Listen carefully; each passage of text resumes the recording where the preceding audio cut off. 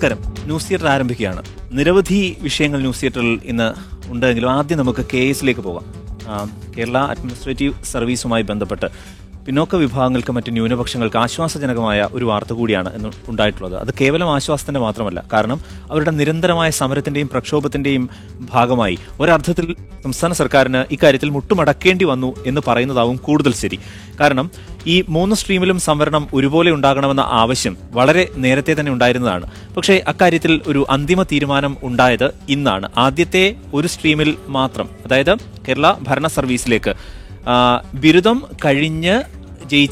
കഴിഞ്ഞ് നിൽക്കുന്ന ആർക്കും ഈ പരീക്ഷ എഴുതാനുള്ള യോഗ്യതയുണ്ട്. ഈ ഫസ്റ്റ് കാറ്റഗറി ആദ്യത്തെ സ്ട്രീമിലേക്ക് മാത്രമാണ് സംവരണം ഏർപ്പെടുത്തിയിരുന്നത്.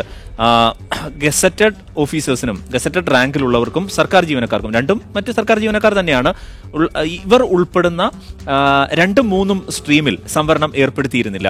അതായത് തസ്തിക മാറ്റം വഴി വരുന്നത് കൊണ്ട് ഒരു തവണ ഈ സംവരണം ആനുകൂല്യം ലഭിച്ചത് കൊണ്ട് തന്നെ വീണ്ടും അതിലേക്ക് പോകുന്നു എന്നാണ് ഇതിന് സാങ്കേതികമായി പറഞ്ഞിരുന്നത്. മുഖ്യമന്ത്രി സഭയ്ക്കുള്ളിലും പുറത്തും ഒക്കെ ഇതിന് പ്രഖ്യാപിതമായ നിലപാട് നേരത്തെ സ്വീകരിച്ചിരുന്നതാണ്. എന്നാൽ അതിൽ നിന്നെല്ലാം പിന്മാറുന്ന ഒരു സാഹചര്യമാണ് ഉണ്ടായത്. 3 സ്ട്രീമിലും കേസിൽ സംവരണം ഏർപ്പെടുത്തിയിട്ടുണ്ട് എന്ന ആശ്വാസജനകമായ ഒരു വാർത്തയാണ്. ഞാൻ നേരത്തെ പറഞ്ഞതുപോലെ ഇതിന് നിരവധി പ്രക്ഷോഭങ്ങളുടെ മറ്റ് സമരങ്ങളുടെയൊക്കെ ഒരു ചരിത്രം കൂടിയുണ്ട്. അതിന്റെ ഭാഗമായാണ് ഇവർ മറ്റ് പിന്നോക്ക വിഭാഗങ്ങൾ, ന്യൂനപക്ഷ വിഭാഗങ്ങൾ ഒക്കെ സമരം പ്രക്ഷോഭം ശക്തമാക്കിയപ്പോഴാണ് സർക്കാരിന് ഒരർത്ഥത്തിൽ ഇങ്ങനെ ഒരു നിലപാട് സ്വീകരിക്കേണ്ടി വന്നത്. മാത്രമല്ല, വരുന്ന ലോക്സഭാ തെരഞ്ഞെടുപ്പ് അടുത്ത് നിൽക്കുകയാണ്. അപ്പോൾ അതുകൊണ്ട് തന്നെ ഇങ്ങനെ ഒരു തീരുമാനമായി പോയാൽ അത് വലിയ തരത്തിലുള്ള തിരിച്ചടി തെരഞ്ഞെടുപ്പിൽ ഉണ്ടാകും എന്ന തിരിച്ചറിവിന്റെ അടിസ്ഥാനത്തിൽ കൂടിയാകാം ഇങ്ങനെ ഒരു തീരുമാനം എടുത്തത് എന്നുകൂടി അതിനെ വിലയിരുത്തുകയും ചെയ്യുന്നുണ്ട്. എന്തായാലും 3 സ്ട്രീമിലും നിലവിൽ സംവരണം ഏർപ്പെടുത്തിയിട്ടുണ്ട് എന്നുള്ളതാണ്. എന്തായാലും മറ്റു സംസ്ഥാനങ്ങളിലൊക്കെ നേരത്തെ തന്നെ ഇത് ഏർപ്പെടുത്തിയിരുന്നെങ്കിലും കേരളത്തിൽ ആദ്യമായാണ്, വൈകിയാണ് എന്ന് നമുക്ക് പറയാം. ഇതിന്റെ മറ്റു സാങ്കേതികമായ നടപടിക്രമങ്ങൾ എന്തൊക്കെയാണ് എന്നതുകൂടിയൊക്കെ നമുക്ക് വളരെ പെട്ടെന്ന് ഒന്ന് നോക്കിയതിനു ശേഷം മറ്റ് വിവരങ്ങളിലേക്ക് നമുക്ക് പോകാം. നോക്കൂ, ഇതാണ് കേരള അഡ്മിനിസ്ട്രേറ്റീവ് സർവീസ്. കഴിവുള്ള ചെറുപ്പക്കാരെ നിർവഹണത്തിൽ നിയമിക്കുക എന്നതാണ് ഇതിന്റെ പ്രാഥമികമായ ലക്ഷ്യം. ഏറ്റവും പ്രധാനമായ ലക്ഷ്യം ഇതായിരുന്നു. കഴിഞ്ഞ UDF സർക്കാരിന്റെ കാലത്താണ് ഇതിന്റെ ആദ്യ വിജ്ഞാപനമൊക്കെ ഇറങ്ങുന്നതെങ്കിലും കൂടുതൽ തുടർ നടപടിക്രമങ്ങൾ ഉണ്ടായത് ഇപ്പോഴാണ്. അതുവഴി സർക്കാരിന്റെ നയരൂപീകരണം പെട്ടെന്ന് പ്രാവർത്തികമാക്കുക എന്ന ലക്ഷ്യവും ഭരണം സുഗമമാക്കുക മറ്റ് വിവിധ തസ്തികകളിൽ. നോക്കൂ, സർക്കാർ സർവീസിന്റെ മുഖച്ഛായ തന്നെ മാറ്റിയെടുക്കുക എന്ന ലക്ഷ്യമാണ് ഇതിലൂടെ ലക്ഷ്യമിട്ടിരുന്നത്. അപ്പോൾ നേരത്തെ സൂചിപ്പിച്ചതുപോലെ മറ്റു സംസ്ഥാനങ്ങളിലെല്ലാം നേരത്തെ തന്നെ ഇത് പ്രാബല്യത്തിൽ വന്നിരുന്നതാണ്. കേരളത്തിൽ മാത്രം ഒരല്പം വൈകി, അല്പമെന്നല്ല ഏറെക്കുറെ വൈകിയിരുന്നു ഇത്.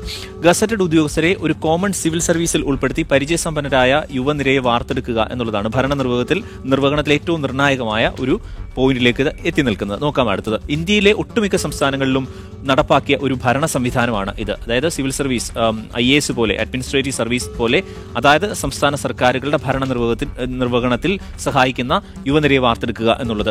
സെക്രട്ടേറിയറ്റിലെ പൊതുഭരണം, ധനം എന്നീ വകുപ്പുകൾ ഉൾപ്പെടെ 30 വകുപ്പുകളിലാണ് നേരത്തെ വിജ്ഞാപനം ഇറക്കിയിരുന്നത്. ഇതും കഴിഞ്ഞ UDF സർക്കാരിന്റെ കാലത്ത് ഉണ്ടായിരുന്നതാണ്. ഈ ആദ്യ വിജ്ഞാപനം ഇത് സംബന്ധിച്ചുള്ള ധാരണകളും ആലോചനകളും ഒക്കെ വരുന്നത്. സെക്രട്ടേറിയറ്റിന് പുറത്തുള്ള വകുപ്പുകളിലെ സമാന തസ്തികകളും ഈ കാറ്റഗറിയിൽ നിലവിൽ ഉൾപ്പെടുത്തിയിട്ടുണ്ട് എന്നുള്ളതാണ്. നോക്കാം അടുത്തത്. ഉമ്മൻചാണ്ടി സർക്കാരിന്റെ കാലത്ത് KS നടപ്പാക്കാൻ വിജ്ഞാപനം കൊണ്ടുവന്നു.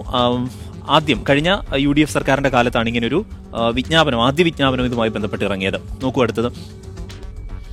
2017 KS നടപ്പാക്കാനുള്ള ഉത്തരവ് സർക്കാർ പുറപ്പെടുവിക്കുകയായിരുന്നു.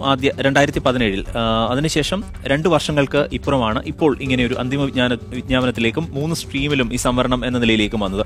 2017 ഡിസംബർ 26 മന്ത്രിസഭാ യോഗ ഇതിന് തത്വത്തിൽ അംഗീകാരം നൽകുകയായിരുന്നു. അതിനെ തുടർന്ന് 2018 ജനുവരി 1 ചട്ടം പ്രാബല്യത്തിൽ വന്നു. അപ്പോൾ ഈ 3 സ്ട്രീമും സംബന്ധിച്ചുള്ള ചട്ടത്തിൽ നിലവിൽ ഭേദഗതി വരുത്തി വിജ്ഞാപനം ഇറക്കുമെന്നാണ് ഇന്ന് AK ബാലൻ ഇതുമായി ബന്ധപ്പെട്ട് പറഞ്ഞിട്ടുള്ളത്. ആകെ 100 തസ്തികകളുണ്ടെങ്കിൽ അതിൽ 10 തസ്തികയാണ് KSന് നിലവിൽ ലഭിക്കുക. നോക്കാം അടുത്തത്. 10 തസ്തികയിൽ 3.3 തസ്തികയിൽ നേരിട്ട് നിയമനം നടത്തും. ചട്ടത്തിൽ പറയുന്ന യോഗ്യതയുള്ളവർക്ക് ഇതിലേക്ക് അപേക്ഷിക്കാം. 3.3 തസ്തികകൾ സർക്കാർ സർവീസിലുള്ള 1ാം ഗസറ്റഡ് ഉദ്യോഗസ്ഥരിൽ നിന്ന് വകുപ്പ് തല പരീക്ഷയിലൂടെയാണ് നികത്തപ്പെടുന്നത്. ഈ 3 സ്ട്രീമുകളിൽ പെടുന്നതാണ്. 1, 2, 3 സ്ട്രീമുകളുടെ ഒരു വിവരണമാണത്. 3.3% തസ്തിക സർക്കാർ സർവീസിലും പൊതുമേഖലാ സ്ഥാപനങ്ങളിലുമുള്ള സ്ഥിരം ജീവനക്കാരിൽ നിന്ന് PSC മുഖേന നികത്തപ്പെടും എന്നുള്ളതാണ്. അപ്പോൾ ഈ 3 സ്ട്രീമിലേക്കും 3 കാറ്റഗറിയിലേക്കും സംവരണം നിലവിൽ ഏർപ്പെടുത്തിയിട്ടുണ്ട്. ആകെയുള്ള 100 തസ്തികകളിൽ 3.3% പുറത്തുനിന്നുള്ള അപേക്ഷകർക്ക് അപേക്ഷിച്ചാൽ തന്നെ ലഭിക്കാൻ അർഹത ലഭിക്കുക ഈ 3.3% ആൾക്കാർക്ക് മാത്രമാണ്. അപ്പോൾ കേരളത്തിലെ ചെറുപ്പക്കാരെ സംബന്ധിച്ച് വലിയ പ്രതീക്ഷ നൽകുന്നതായിരുന്നു ഇത്.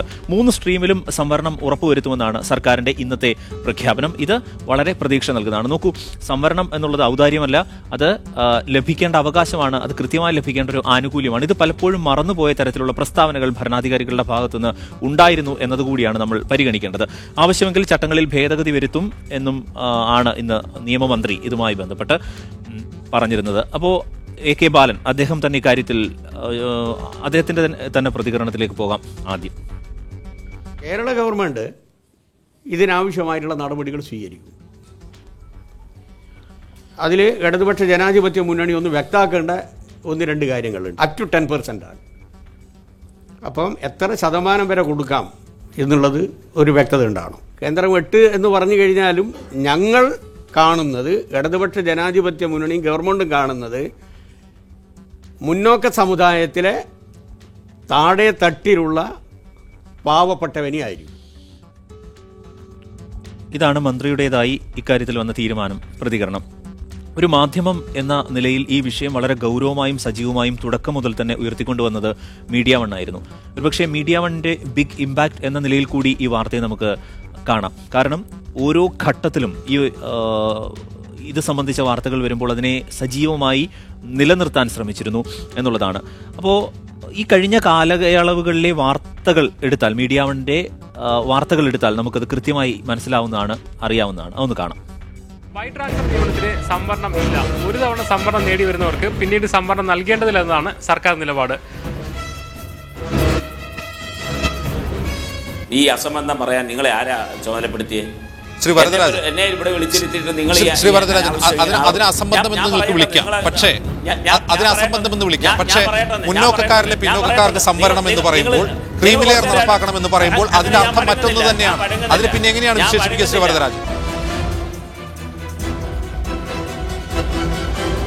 സംവരണം 3-2 വിഭാഗങ്ങൾക്കും സംവരണം ഒഴിവാക്കിക്കൊണ്ട് മുന്നോട്ട് പോകാൻ സർക്കാർ റിപ്പോർട്ട് തീരുമാനിച്ചിരിക്കുന്നത്.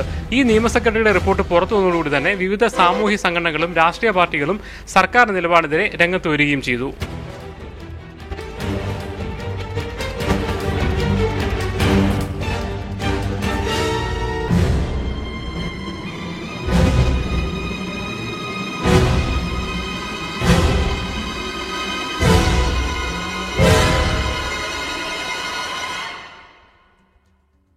അങ്ങനെ ഈ വാർത്തയുടെ ഓരോ ഘട്ടത്തിലും അതിനെ സജീവമായി നിർത്തുകയും റിപ്പോർട്ട് ചെയ്യുകയും ചെയ്തിരുന്നു, ചർച്ച ചെയ്യുകയും ചെയ്തിരുന്നു മീഡിയ വൺ. ആ അർത്ഥത്തിൽ മീഡിയ വണ്ണിന്റെ ബിഗ് ഇമ്പാക്ട് എന്ന നിലയിൽ കൂടിയാണ് നമുക്കിതിനെ കാണാനാവുക. ഇവിടെ നേരത്തെ പറഞ്ഞതുപോലെ നിയമ സെക്രട്ടറി തന്നെ ഇക്കാര്യത്തിൽ റിപ്പോർട്ട് നൽകിയിരുന്നതാണ് 3 സ്ട്രീമിലും സംവരണമാകാം എന്നുള്ളത്. എന്നാൽ അതിനെ മറികടന്നുകൊണ്ട് AGയുടെ അഭിപ്രായം പരിഗണിച്ചാണ് സർക്കാർ ആദ്യം സംവരണം വേണ്ട എന്ന നിലപാടിലേക്ക് പോയത് എന്നുള്ളതും ഒക്കെ നമ്മൾ കണ്ടതാണ്. ഇപ്പോൾ CPM-ന്റെ തന്നെ മറ്റ് അവാന്തര വിഭാഗങ്ങളിലെ സംഘടനകൾ, പിന്നോക്ക സംഘടനകൾ ഒക്കെ തന്നെ ഇതിൽ എതിർപ്പ് പ്രകടിപ്പിക്കുകയും നിവേദനം നൽകുകയും അപേക്ഷ നൽകുകയും ഒക്കെ ചെയ്താണ്. അതിൻ്റെ ഒരു കഴിഞ്ഞകാല ചരിത്രമാണ്. അതിനൊക്കെ ഒടുവിലാണ് ഇങ്ങനെ ഒരു തീരുമാനത്തിൽ യഥാർത്ഥത്തിൽ സർക്കാർ എത്തി നിൽക്കുന്നത്. മുഹമ്മദ് അസ്ലം, ഞങ്ങളുടെ പ്രതിനിധി, ഇത് സംബന്ധിച്ച് മറ്റ് ചില വശങ്ങൾ കൂടി നമുക്ക് പറഞ്ഞു തരും. അസ്ലം, ഒരുപക്ഷെ തെരഞ്ഞെടുപ്പ് അടുത്ത് നിൽക്കുന്ന ഒരു സാഹചര്യമുണ്ട്. അതിനപ്പുറം വലിയ പ്രക്ഷോഭങ്ങൾ, എതിർപ്പുകൾ വിവിധ കോണുകളിൽ നിന്ന് ഉയർന്നൊരു സാഹചര്യം കൂടി ഉണ്ടായിരുന്നല്ലോ. എന്താണ് ഇതിന്റെ ഇങ്ങനെ ഒരു തീരുമാനത്തിലേക്ക് സർക്കാരിനെ കൊണ്ടെത്തിക്കാൻ പ്രധാനമായും പ്രേരിപ്പിച്ചത്? മുൻ മുഖ്യമന്ത്രി EK നായനാർ അധ്യക്ഷനായ 2ാം ഭരണപരിഷ്കരണ കമ്മീഷനിലാണ് കേരള ഭരണ സർവീസ് എന്ന് പറയുന്ന പുതിയൊരു സർവീസിനെ കുറിച്ചുള്ള വിഭാവന സർക്കാർ അല്ലെങ്കിൽ സംസ്ഥാന സർക്കാരിന് മുന്നോട്ട് വയ്ക്കുന്നത്. അന്ന് അതിനുശേഷം EK നായനാറും അതോടൊപ്പം തന്നെ അതിനുശേഷം AK ആന്റണിയൊക്കെ മുഖ്യമന്ത്രിയായിരുന്ന സമയത്ത് കേരള ഭരണ സർവീസ് രൂപീകരിക്കുന്ന സംബന്ധിച്ചുള്ള പ്രാഥമികമായ ചർച്ചകൾ നടന്നിരുന്നു. അതേസമയം വലിയൊരു എതിർപ്പ് ജീവനക്കാരിൽ നിന്നും, പ്രത്യേകിച്ച് സെക്രട്ടേറിയറ്റ് ജീവനക്കാരിൽ നിന്ന് വന്നതോടുകൂടി ആ ശ്രമം ഉപേക്ഷിക്കാനുണ്ടായത്. കഴിഞ്ഞ ഉമ്മൻചാണ്ടി സർക്കാരിൻ്റെ കാലത്താണ് കുറച്ചുകൂടി സജീവമായിട്ട് ഒരു കരട് റിപ്പോർട്ട് ഉണ്ടാകുന്ന തരത്തിലേക്കൊക്കെ ചർച്ച വികസിക്കാൻ ആരംഭിച്ചത്. അപ്പോഴും സെക്രട്ടേറിയറ്റ് ജീവനക്കാരുടെയും മറ്റ് ജീവനക്കാരുടെയും എതിർപ്പ് കാരണം ആ ശ്രമവും ഉപേക്ഷിച്ചു. തുടർന്ന് LDF സർക്കാർ, പിണറായി വിജയൻ്റെ നേതൃത്വത്തിലുള്ള LDF സർക്കാർ വന്നതോടുകൂടിയാണ് ഇതിൻ്റെ നടപടികൾക്ക് വേഗം കുറിച്ചത്. LDF-ന്റെ തെരഞ്ഞെടുപ്പിനെ നേരിടുമ്പോഴുള്ള പ്രകടന പത്രികയിൽ തന്നെ KS നടപ്പിലാക്കുമെന്ന് എഴുതി ചേർത്തിരുന്നു. അതുകൊണ്ട് തന്നെ വന്ന ഉടൻ തന്നെ അതിനുള്ള നടപടികളുമായി മുന്നോട്ട് പോയി. അതിൻ്റെ കരട് റിപ്പോർട്ട് തയ്യാറാക്കി കുറച്ച് നാൾ മുന്നോട്ട് പോയി. 2017 അതിൻ്റെ കരട് റിപ്പോർട്ട് പുറത്തു വരികയും ഈ സർക്കാർ ജീവനക്കാർ, സെക്രട്ടേറിയറ്റ് ജീവനക്കാർ അടക്കമുള്ള സർക്കാർ ജീവനക്കാരുമായി അവർ ചർച്ചകൾ നടത്തുകയും ചെയ്തു. അത് സംബന്ധിച്ച് സർക്കാർ ജീവനക്കാരുടെ സമരം, സെക്രട്ടേറിയറ്റ് ജീവനക്കാരുടെ പ്രക്ഷോഭം എന്നിങ്ങനെ മുന്നോട്ട് പോകുന്നതിനിടയിലാണ് ഇതിൽ സംവരണത്തിൻ്റെ ഒരു ചർച്ച ഉയർന്നു വരുന്നത്. 2017 നവംബർ 23 ഇത് സംബന്ധിച്ചുള്ള ആദ്യ വാർത്ത മീഡിയ വൺ പുറത്തുവിടുന്നത്. അതായത് കേരള അഡ്മിനിസ്ട്രേറ്റീവ് സർവീസിലെ, കേരള ഭരണ സർവീസിലെ 3 ധാരകളായിട്ടാണ് അതിൽ നിയമനം ക്രമീകരിച്ചിരിക്കുന്നത്. അതിൽ ആദ്യത്തെ ധാരയിൽ എല്ലാ ഉദ്യോഗാർത്ഥികൾക്കും അപേക്ഷിക്കാവുന്ന ധാരയാണ് 3 നിയമനങ്ങൾ. അതിൽ സംവരണം നിലവിലെ ചട്ടപ്രകാരം തന്നെ വ്യവസ്ഥ ചെയ്തിട്ടുണ്ട്. ബാക്കി വരുന്ന 2 ധാരകൾ, 2 സ്ട്രീമുകളിൽ ഒന്ന് എല്ലാ തരത്തിലുള്ള സർക്കാർ ജീവനക്കാർക്കും അപേക്ഷിക്കാവുന്നതാണ്. പ്യൂൺ മുതൽ ഗസറ്റ് ഓഫീസറിന് താഴെയുള്ള എല്ലാവർക്കും അപേക്ഷിക്കാവുന്നതാണ്. ആ സ്ട്രീമാണ് 2ാമത്തെ സ്ട്രീം. 3ാമത്തെ സ്ട്രീം എന്ന് പറയുന്നത് ഗസറ്റ് ഓഫീസർമാർക്ക് അപേക്ഷിക്കാനുള്ള സ്ട്രീം. ഈ 2 സ്ട്രീമുകളും ബൈ ട്രാൻസ്ഫർ ആണെന്നും അതുകൊണ്ട് തന്നെ അതൊക്കെ തസ്തിക മാറ്റമാണെന്നും അതുകൊണ്ട് തന്നെ സംവരണം നൽകാൻ കഴിയില്ലെന്ന നിലപാടാണ് സർക്കാർ സ്വീകരിച്ചിരുന്നത്. കരട് ചട്ടത്തിലും അങ്ങനെയാണ് ഉണ്ടായിരുന്നത്. ഇത് മീഡിയ വൺ പുറത്തുവിട്ടതോടുകൂടി സംവരണം സംബന്ധിച്ചുള്ള ചർച്ചകൾ സജീവമാക്കി. തുടർന്ന് സർക്കാരിൻ്റെ നടപടി ക്രമപ്രകാരം തന്നെ നിയമ സെക്രട്ടറിയുടെ നിയമോപദേശം സ്വാഭാവികമായും തേടി. അതിൽ നിയമ സെക്രട്ടറി പറഞ്ഞ വളരെ പ്രസക്തമായ ഒരു കാര്യം, ബൈ ട്രാൻസ്ഫർ ആണെന്ന് ഈ 2 ധാരകളെക്കുറിച്ചും 2 സ്ട്രീമുകളെക്കുറിച്ചും പ്രയോഗിക്കുന്നുണ്ടെങ്കിൽ പോലും അത് നേരിട്ടുള്ള നിയമനമാണ്. കാരണം ബൈ ട്രാൻസ്ഫർ എന്ന് പറയുന്നത് യഥാർത്ഥത്തിൽ ഡിപ്പാർട്ട്മെൻറ്റ് പ്രൊമോഷൻ കൗൺസിൽ കൂടി തയ്യാറാക്കുന്ന ഒരു ലിസ്റ്റിൽ നിന്നാണ്, സെലക്ട് ലിസ്റ്റിൽ നിന്നാണ് നിയമനം നടക്കുന്നത്. ഇത് അങ്ങനെയല്ല. എല്ലാവരും PSCയുടെ പരീക്ഷ എഴുതി ഒരു പുതിയ റിക്രൂട്ട്മെൻറ്റ് പോലെ ആണ് വരുന്നത്. ഇത് പുതിയൊരു കേഡറാണ്. അതുകൊണ്ട് തന്നെ സംവരണം നൽകാവുന്നതാണ്. സംവരണം നൽകുന്നതിന് തടസ്സമില്ല എന്ന് വളരെ വ്യക്തമാക്കുന്നതായിരുന്നു നിയമ സെക്രട്ടറിയുടെ റിപ്പോർട്ട്. അതേസമയം സർക്കാർ അപ്പോഴും ആ ഒരു തടസ്സവാദത്തിൽ നിൽക്കുകയായിരുന്നു. 2018 മാർച്ചിൽ വരുന്ന നിയമസഭാ സമ്മേളനത്തിലാണ് ഇതിൻ്റെ കരട് ചട്ടങ്ങൾ നിയമസഭയുടെ മുന്നിൽ വന്നത്. അപ്പോൾ സ്വാഭാവികമായും മുസ്ലിം ലീഗ് MLA-മാർ ഈ വിഷയം ആ കരട് ചട്ടത്തിൽ ഭേദഗതി വരുത്തണം, 3 സ്ട്രീമുകളിലും സംവരണം ഉറപ്പാക്കിക്കൊണ്ട് ഭേദഗതി വരുത്തണമെന്ന ആവശ്യം മുസ്ലിം ലീഗ് MLA-മാർ 5 MLA-മാർ അന്ന് ഉന്നയിച്ചു എന്നാണ് എൻ്റെ ഓർമ്മ. അത്തരത്തിൽ ആ ഒരു ഭേദഗതി സ്വാഭാവികമായും ചർച്ചയ്ക്ക് വന്നു. അന്ന് മുഖ്യമന്ത്രി എടുത്തൊരു നിലപാട്, തസ്തിക മാറ്റത്തിന് സംവരണം നൽകാൻ കഴിയില്ല എന്നാണ് നമ്മുടെ വ്യവസ്ഥ. എന്തായാലും ഇത്തരമൊരു ആവശ്യം ഉയർന്നു വന്ന സാഹചര്യത്തിൽ അഡ്വക്കേറ്റ് ജനറലിൻ്റെ നിയമോപദേശം തേടാമെന്ന് സർക്കാർ അന്ന് മുഖ്യമന്ത്രി പറയുകയായിരുന്നു. അതോടുകൂടിയാണ് അന്ന് നിയമസഭയിലെ ചർച്ചകൾക്ക് ഒരു അവസാനമുണ്ടായത്. ഇതിനെ തുടർന്ന് വീണ്ടും ഈ കാര്യങ്ങൾ ചർച്ചകൾ വരികയും ന്യൂനപക്ഷ കമ്മീഷന് മുന്നിൽ ഒരു പരാതി പോയി. മുസ്ലിം ലീഗിൻ്റെ സർവീസ് സംഘടനയുടെ ഭാഗത്തു നിന്നൊരു പരാതി പോവുകയും ന്യൂനപക്ഷ കമ്മീഷൻ മുഴുവൻ സീറ്റുകൾ അല്ലെങ്കിൽ മുഴുവൻ നിയമനങ്ങളും സംവരണം നൽകണമെന്നാവശ്യപ്പെട്ടുള്ള ഉത്തരവ് പുറപ്പെടുവിച്ചു. അതിനെ തുടർന്ന് ഒരുപക്ഷെ വീണ്ടും പട്ടികജാതി കമ്മീഷനിൽ പട്ടികജാതി ക്ഷേമ സമിതി, അതായത് CPM-ൻ്റെ നേതൃത്വത്തിലുള്ള പട്ടികജാതി സംഘടനയായ പട്ടികജാതി ക്ഷേമ സമിതി ഒരു പരാതിയുമായി ചെല്ലുകയും ന്യൂനപക്ഷ പട്ടികവർഗ കമ്മീഷൻ വിശദമായി തന്നെ അത് പഠിക്കുകയും തുടർന്നൊരു ഉത്തരവിടുകയും ചെയ്തു. അതിൻ്റെ ഫുൾ ബെഞ്ച് ഉത്തരവിൽ നിർബന്ധമായും അത് ഉത്തരവ് നടപ്പാക്കണം, അല്ലെങ്കിൽ സംവരണം പൂർണ്ണമായും നടപ്പാക്കണം, അല്ലെങ്കിൽ അതുവരെ ഇതിൻ്റെ നിയമന നടപടികൾ നിർത്തിവെക്കണം എന്നുള്ളൊരു വളരെ കർശനമായൊരു ഉത്തരവാണ് പട്ടികവർഗ കമ്മീഷൻ ചെയർമാൻ BS മാവോജിയുടെ നേതൃത്വത്തിലുള്ള ഒരു 3-അംഗ കമ്മീഷൻ വിധിച്ചത്. ഇതോടുകൂടി വീണ്ടും ഈ കാര്യത്തിൽ ദളിത്, പിന്നോക്ക, ന്യൂനപക്ഷ വിഭാഗങ്ങൾക്കിടയിൽ സജീവമായ ചർച്ചയുണ്ടാവുകയായി. 2018 കഴിഞ്ഞ ഡിസംബറിൽ നിയമസഭാ സമ്മേളനത്തിൽ വീണ്ടും ഈ വിഷയം ചർച്ചയ്ക്ക് വന്നു. അന്ന് ടി അഹമ്മദ് കബീറാണ് ആദ്യം ശ്രദ്ധ ക്ഷണിക്കലായി വിഷയം കൊണ്ടുവന്നത്. പിന്നീട് അത് അടിയന്തര പ്രമേയമായി പരിഗണിക്കുന്ന ഒരു സാഹചര്യവും വന്നു. അപ്പോഴും സർക്കാരിൻ്റെ നിലപാട്, സർക്കാർ തസ്തിക മാറ്റമായതിനാൽ ആ സംവരണം പാടില്ല എന്നാണ് നിലപാട്. AGയുടെ നിയമോപദേശം ലഭിച്ചിരുന്നു. അതുകൊണ്ട് തന്നെ ഇക്കാര്യത്തിൽ നിലപാട് മാറ്റാൻ കഴിയില്ല. അതേസമയം ആദ്യ നിയമനം കഴിഞ്ഞതിന് ശേഷം സംവരണ വിഭാഗങ്ങൾക്ക് പ്രാതിനിധ്യക്കുറവുണ്ടെങ്കിൽ അത് പരിശോധിച്ച് സ്പെഷ്യൽ റിക്രൂട്ട്മെൻറ്റ് ആകാമെന്നൊരു നിർദ്ദേശമാണ് അന്ന് മുഖ്യമന്ത്രി നിയമസഭയിൽ അവസാനമായി വെച്ചത്. അതേസമയം ഈ സ്പെഷ്യൽ റിക്രൂട്ട്മെൻറ്റ് അല്ലെങ്കിൽ ആദ്യ നിയമനത്തിന് ശേഷം സ്പെഷ്യൽ റിക്രൂട്ട്മെൻറ്റ് നടത്താമെന്നുള്ളൊരു നിർദ്ദേശത്തെ വളരെ ശക്തമായാണ് പിന്നോക്ക സംഘടനകൾ എതിർപ്പ് പ്രകടിപ്പിച്ചത്. പ്രത്യേകിച്ച് പട്ടികവർഗ കമ്മീഷൻ BS മാവോജി ഇക്കാര്യത്തിൽ രൂക്ഷമായി സർക്കാരിനെ വിമർശിച്ചു. അതായത് ആദ്യ നിയമനം നടക്കുക 150 തസ്തികകളിലായിരിക്കും ഇപ്പോഴത്തെ കണക്കനുസരിച്ച്. ആ നിയമനം കഴിയുന്നതോടുകൂടി 40 വർഷത്തെ IAS-ലേക്ക് പോകുന്നവരുടെ സീനിയോറിറ്റി നിശ്ചയിക്കപ്പെടും. അതായത് അതിനുശേഷം പരിശോധിച്ച് സ്പെഷ്യൽ റിക്രൂട്ട്മെൻറ്റ് നടത്തിയാൽ പോലും യഥാർത്ഥത്തിൽ പിന്നോക്കക്കാർക്ക് 40 വർഷങ്ങൾക്ക് ശേഷം മാത്രമേ അതിൻ്റെ സീനിയോറിറ്റി ലഭിക്കൂ. അത് വലിയൊരു സംവരണ അട്ടിമറിക്കുള്ള നീക്കമാണ്. ഈ ആദ്യ നിയമനത്തിന് ശേഷമുള്ള പരിശോധന എന്ന് കൃത്യമായ നിലപാടെടുത്തു. ശക്തമായ പ്രതിഷേധവും പ്രക്ഷോഭവും എല്ലാം ശക്തമായി.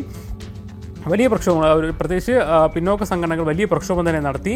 ആദ്യഘട്ടത്തിലുള്ള പ്രസ്താവനകളും സെമിനാറുകൾക്കും അപ്പുറം സെക്രട്ടേറിയറ്റ് മുന്നിലേക്ക് സമരങ്ങൾ വരുന്നൊരു സാഹചര്യമുണ്ടായി. കഴിഞ്ഞ 16-ാം തീയതി വെൽഫെയർ പാർട്ടിയുടെ നേതൃത്വത്തിൽ ശക്തമായ പ്രക്ഷോഭം നടന്നത്. പിന്നോക്ക വിഭാഗത്തിലുള്ള സംഘടനകളെല്ലാം പങ്കെടുത്തു. അതിൻ്റെ പിറ്റേ ദിവസം മുസ്ലിം ലീഗിൻ്റെ നേതൃത്വത്തിൽ ശക്തമായ പ്രതിഷേധ ധർണ നടത്തി. KPMSൻ്റെ ജനറൽ സെക്രട്ടറി പുന്നൽ ശ്രീകുമാർ ഉൾപ്പെടെയുള്ള ആൾക്കാർ ആ പ്രതിഷേധത്തിൽ അണിചേർന്നു. ഇതിനിടയ്ക്ക് SNDPയുടെ ജനറൽ സെക്രട്ടറി വെള്ളാപ്പള്ളി നടേശൻ മുഖ്യമന്ത്രിക്ക് കത്തയക്കുകയും KASൽ പൂർണ്ണ സംവരണം നടപ്പിലാക്കണമെന്ന് ആവശ്യപ്പെടുകയും ചെയ്തു. ഒരർത്ഥത്തിൽ ദളിത്, പിന്നോക്ക, ന്യൂനപക്ഷ വിഭാഗങ്ങൾ ശക്തമായി തന്നെ ആവശ്യം ഉന്നയിക്കുന്നു. ശബരിമലയുമായി ബന്ധപ്പെട്ട നവോത്ഥാന നീക്കങ്ങളിൽ സർക്കാരിനൊപ്പം നിന്ന SNDPയും KPMSും എല്ലാം തന്നെ സംവരണ വിഷയത്തിൽ സർക്കാരിൻ്റെ എതിർഭാഗത്ത് നിൽക്കുന്ന ഒരു ശക്തമായ സമ്മർദ്ദമുണ്ടായി. ഈ ഒരു സന്ദർഭത്തിലാണ് പാർലമെന്റ് തെരഞ്ഞെടുപ്പ് വരുന്നൊരു സാഹചര്യത്തിൽ ഇത് പരിഗണിച്ചുകൊണ്ട് പാർലമെന്റ് തെരഞ്ഞെടുപ്പ് വരെ നടപടികൾ മരവിപ്പിക്കണമെന്നൊരു തീരുമാനം LDFിൻ്റെ ഭാഗത്തുനിന്ന് വരുന്നത്. അതായത് ഡിസംബറിൽ തന്നെ അന്തിമ വിജ്ഞാനം ഇറക്കാനുള്ള നീക്കത്തിലായിരുന്നു സർക്കാരും PSCയും എല്ലാം ഉണ്ടായിരുന്നത്. അതേസമയം പ്രക്ഷോഭങ്ങൾ ശക്തമാകുന്ന സാഹചര്യത്തിൽ ഈ വാർത്ത തുടക്കം മുതൽ തന്നെ സജീവമായി നിർത്തുകയും റിപ്പോർട്ട് ചെയ്യുകയും ചെയ്ത മുഹമ്മദ് അസ്ലമാണ് അതിൻ്റെ ഒരു മറ്റ് വശങ്ങളും ചരിത്രത്തെക്കുറിച്ചും പറഞ്ഞത്.